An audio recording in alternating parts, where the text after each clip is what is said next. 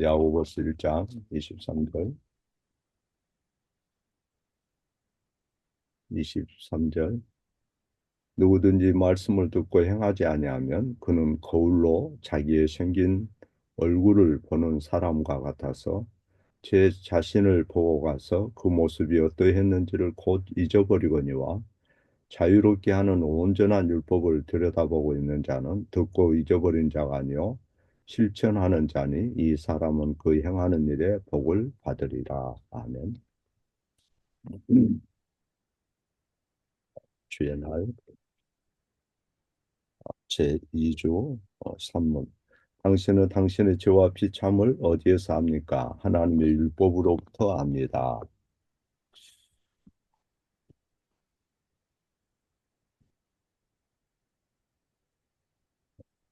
신앙생활을 하면서 항상 염두에 두고 초점을 가져야 하는 것은 하나님 말씀을 과연 내가 듣고 행하는 사람인가?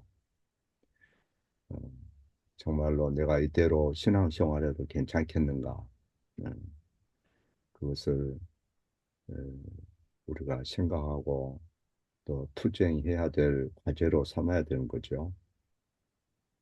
어, 우리는 신조의 그 내용에 동의할 수 있어요.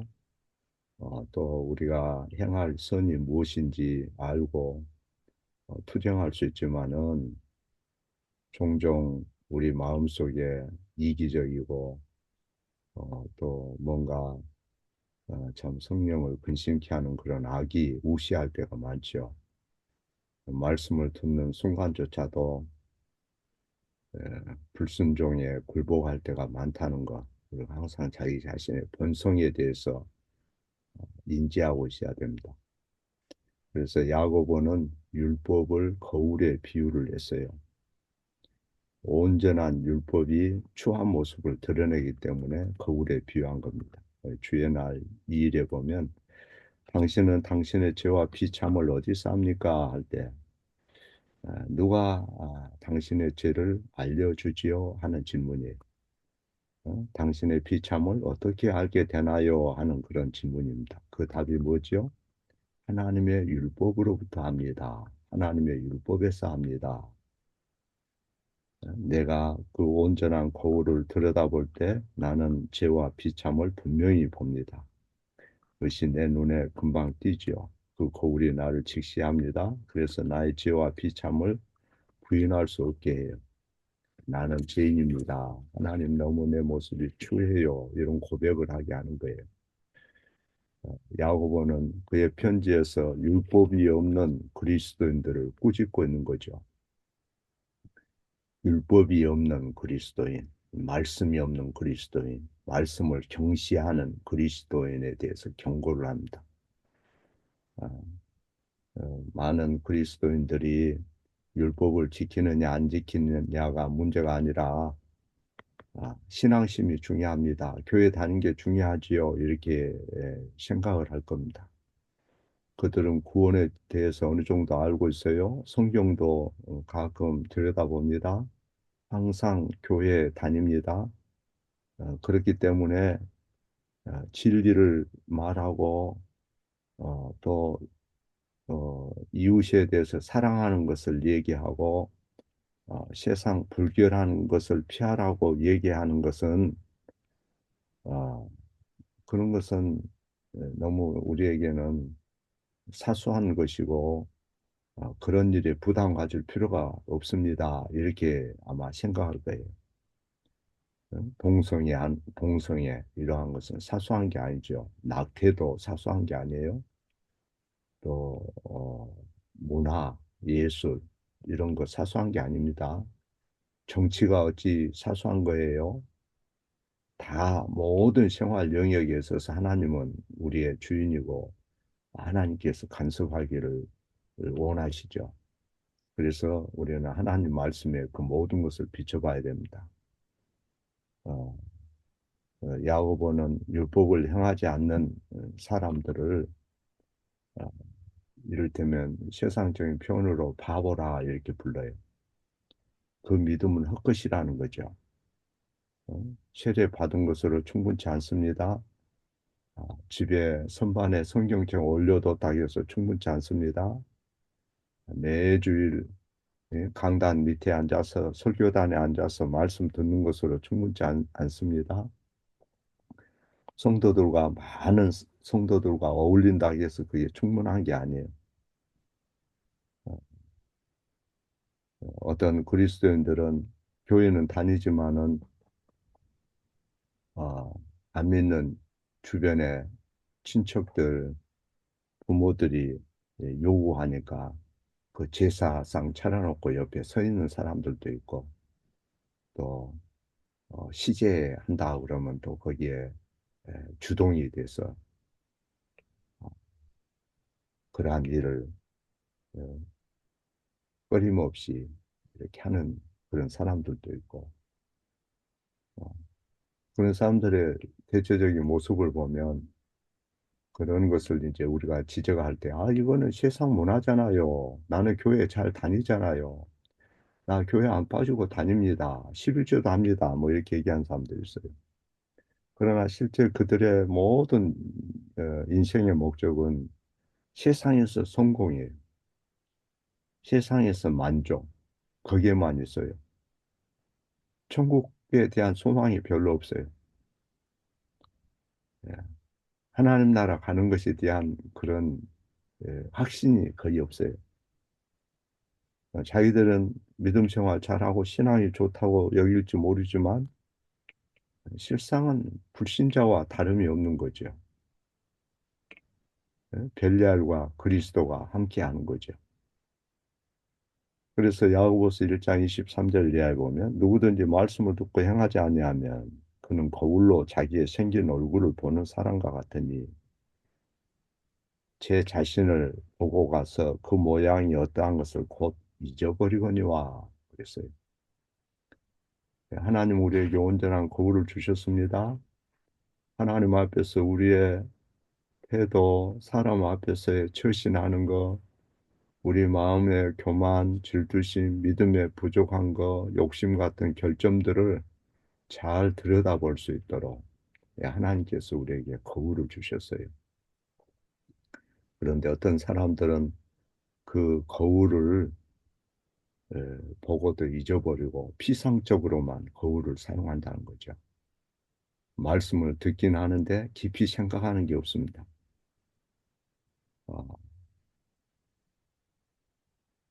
그래서 이 말씀, 저 말씀이 자기에게 어떻게 적용될지 생각하지를 않습니다. 교리에 전혀 관심이 없어요. 우리는 교리 같은 거 상관없습니다. 그런 거 신경 쓰지 않습니다. 실제로 내가 그렇게 말하는 어떤 교회 장로님의 말을 들은 적이 있어요. 아, 그저 그들의 관심은 어떤 성공이 세상적인 성공, 자기 성취, 어떤 소속감,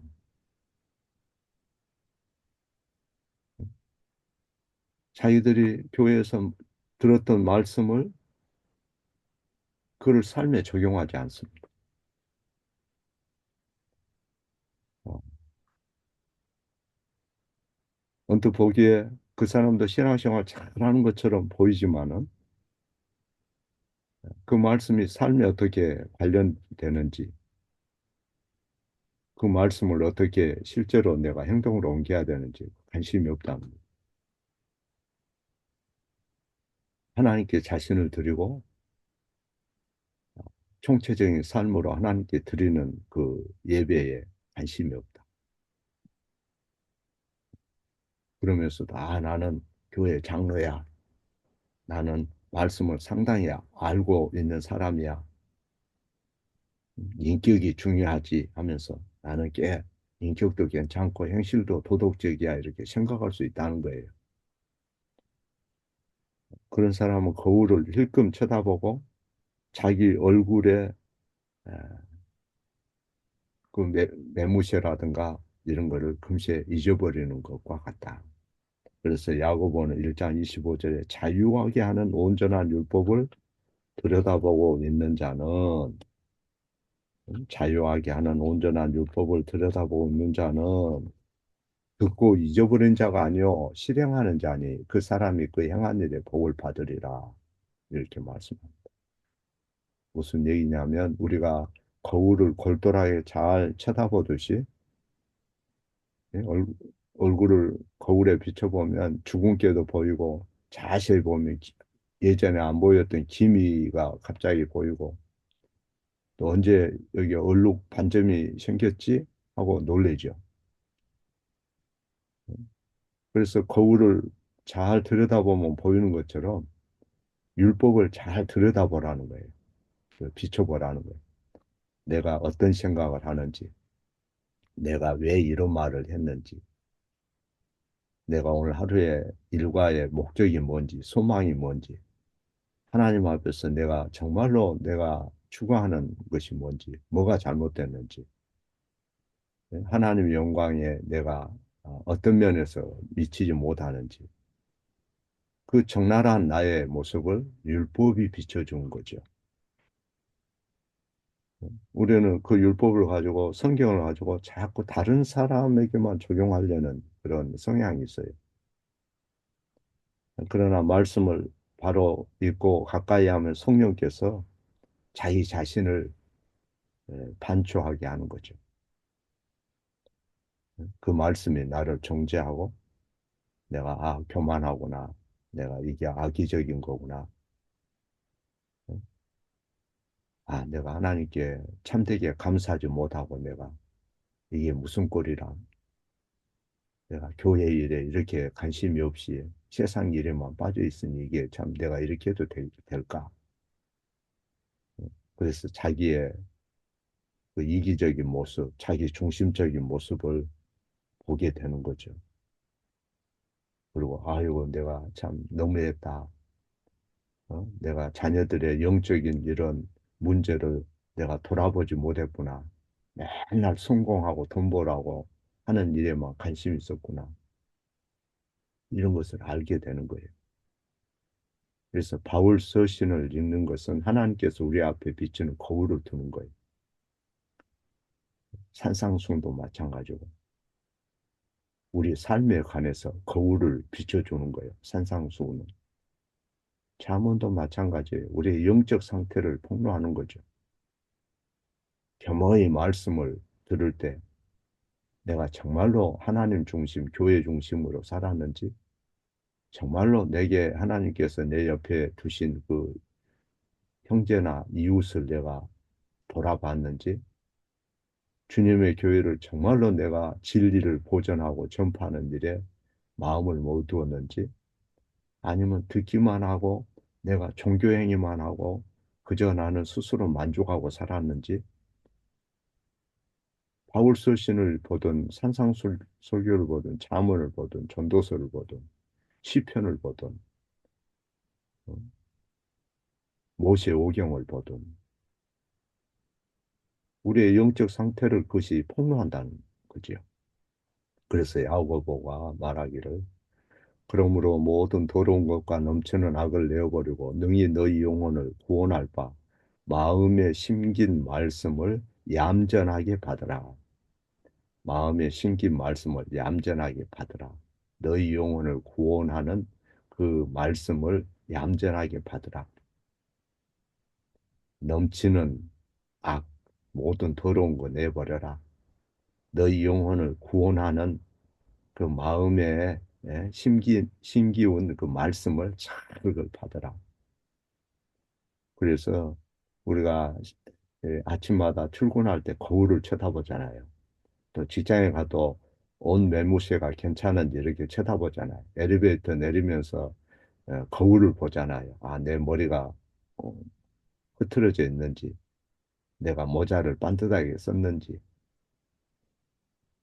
그거 잘 봐야지요. 남에게 민폐가 안 되려면.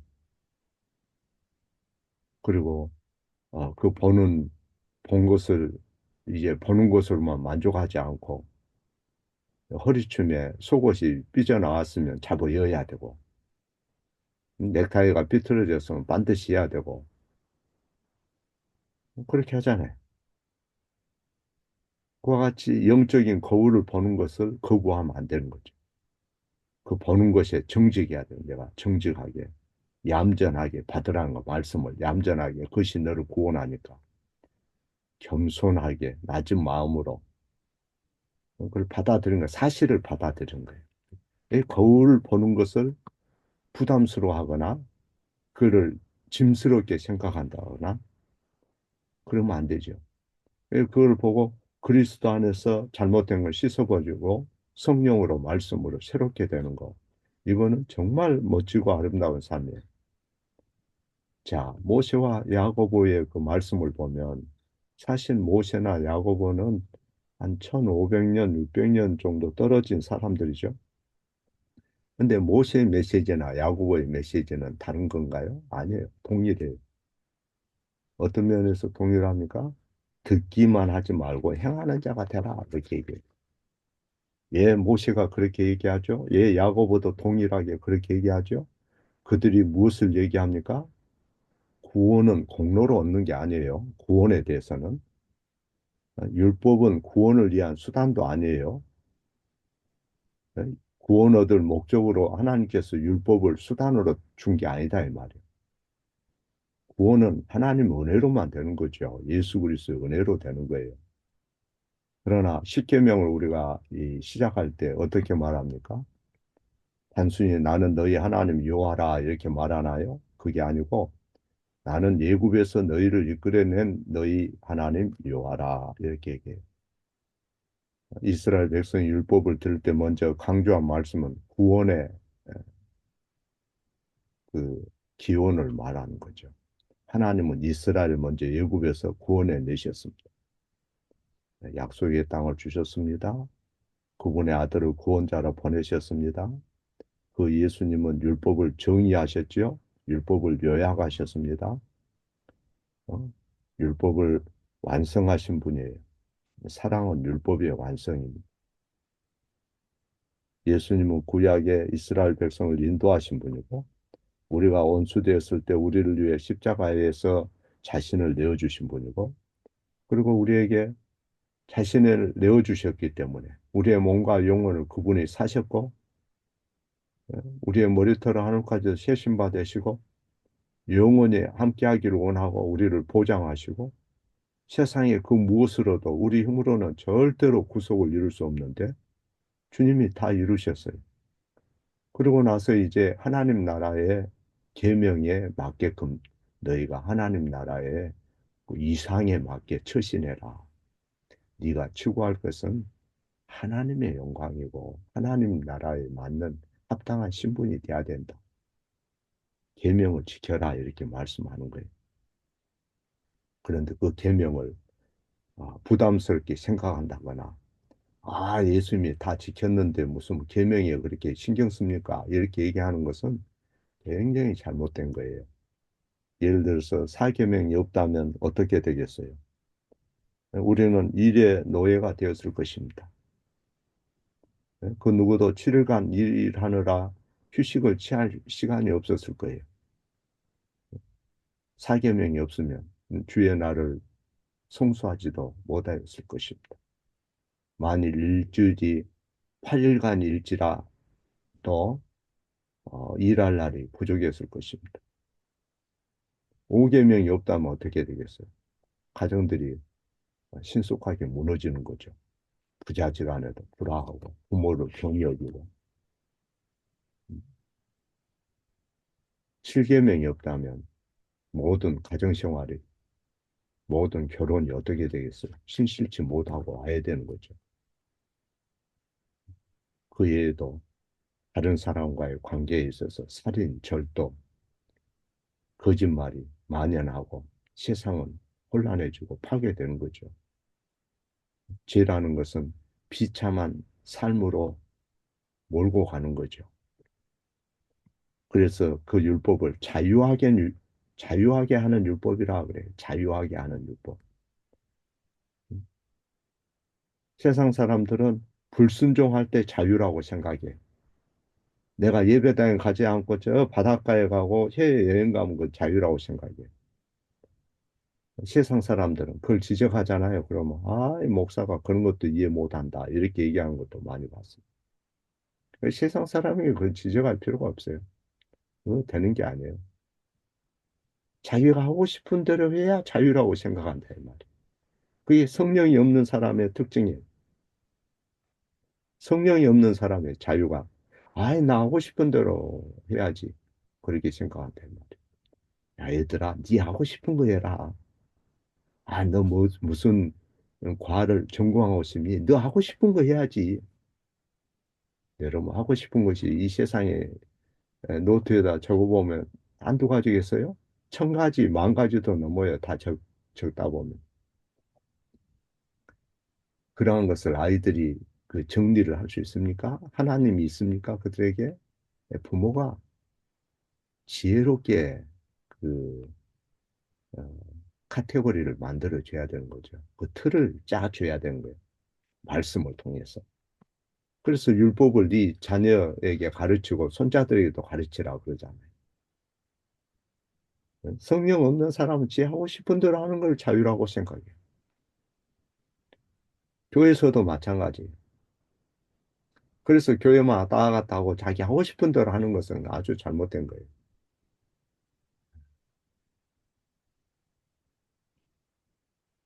성경은 우리가 계명을 지킬 때 참된 자유가 있다 이렇게 가르칩니다.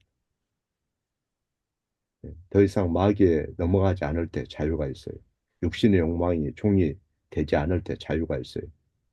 성령은 말씀으로 우리를 인도하고 계명으로 인도하고 하나님의 뜻을 우리가 따를 때 참된 자유가 있다고 그래요. 제 4계명도 어기고 5계명도 어기고 6계명도 어기고 7계명도 어기면 참된 자유가 있어요? 자유케 하는 율법이에요, 그게? 아니잖아요. 예? 그래서 때로는 그리스도인은 낯선 사람의 그런 식사비도 지불할 줄 알고 교회 와서 시간도 드릴 줄 알고 같이 교제할 줄도 알고 너는 너고 나는 나고 그렇게 해서는 안 되는 거죠. 때로는 길거리에 쓰레기도 주워가고 자기 재능으로 섬기는 거죠. 어떻게 이런 일이 가능하죠? 하나님 말씀을 성령께서 우리의 마음에 새겨서 변화된 그런 습관을 만들어줘요. 하나님의 종으로 사는 그런 자유예요. 복음의 은혜의 사슬이 우리를 자유케 하는 율법으로 이끄는 거죠. 그래서 하나님 중심, 교회 중심으로 하나님을 나보다 더 귀히 여기게 생각하는 거죠. 성경에서 주님이 얼마나 많은 일을 행하셨어요? 얼마나 많은 것을 우리 주님이 지적하고 인도합니까? 그 말씀의 거울을 우리가 비춰봐야 된다. 성경을 많이 읽고 우리가 얽매이기 쉬운 죄가 뭔지 그를 잘 분석하고 그리스도로 옷 입고 교회를 위해서 주님을 위해서 주님 계명을 알려주세요. 그 계명을 내가 역겨워하지 않게 해주세요. 그리고 나의 비참이 뭔지 내 본성이 뭔지 알게 해주시고 모든 죄로 사단이 나를 미혹할 때 주님이 나를 성령으로 이끌어 주세요. 예수님을 더 가까이 하고 감사하는 삶이 되게 해주세요 하고 늘 거기에 초점을 둬야 된다. 그래서 모세의 메시지나 야고보의 메시지가 다른 게 아니다 하는 거 여러분 기억하고 하루도 승리하기를 바랍니다.